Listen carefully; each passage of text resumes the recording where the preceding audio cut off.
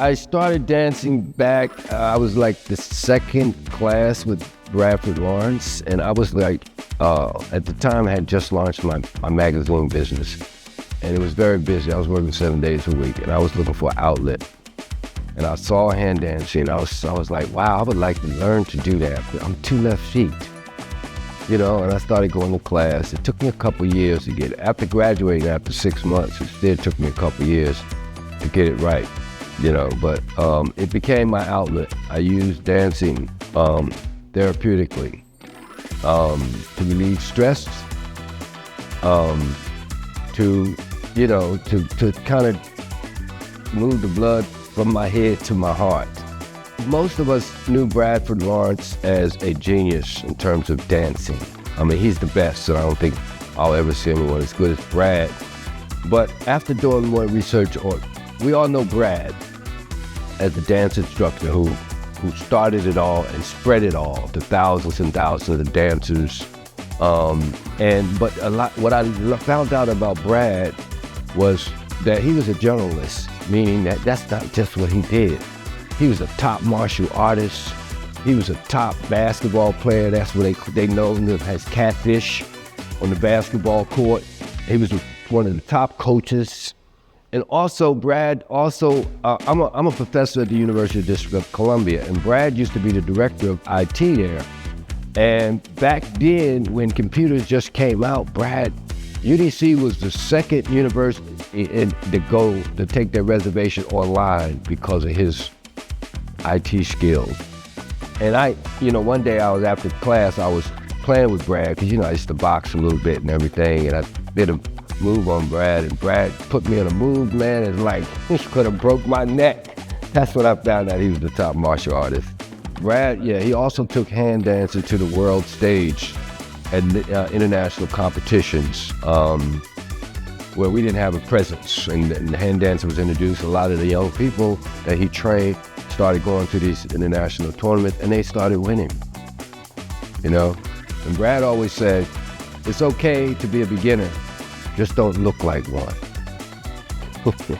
I, referred Kevin Fitz to Roots Activity Learning Center. I knew the director and the founder, and she came to me when they lost one of their dance instructors, and I recommended Kevin. But also, UDC, interesting enough, has a lot of interesting programs, meditation, other kind of physical therapeutic stuff going on. We're talking about introducing hand dancing in some form or fashion at the University of District of Columbia as well.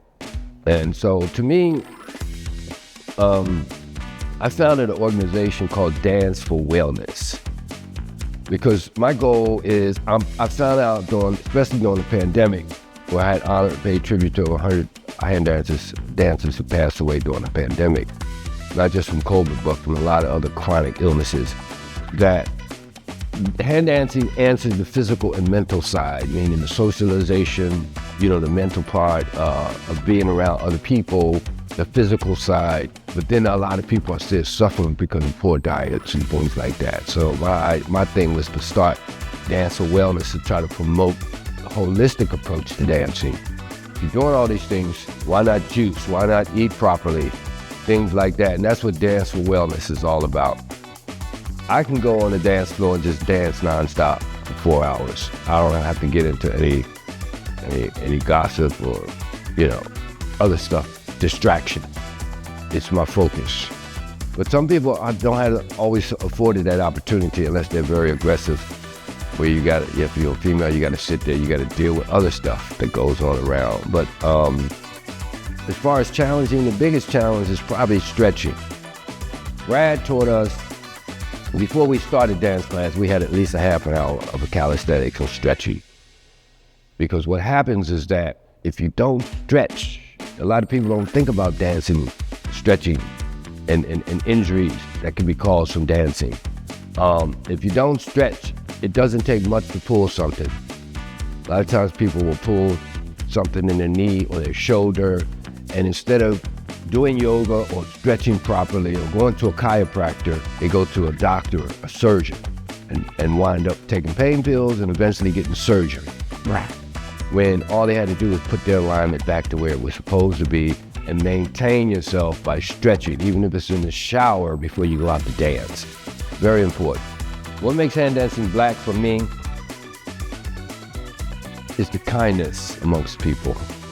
It's the one place where hundreds of African Americans and other people of culture can come together and sing as one.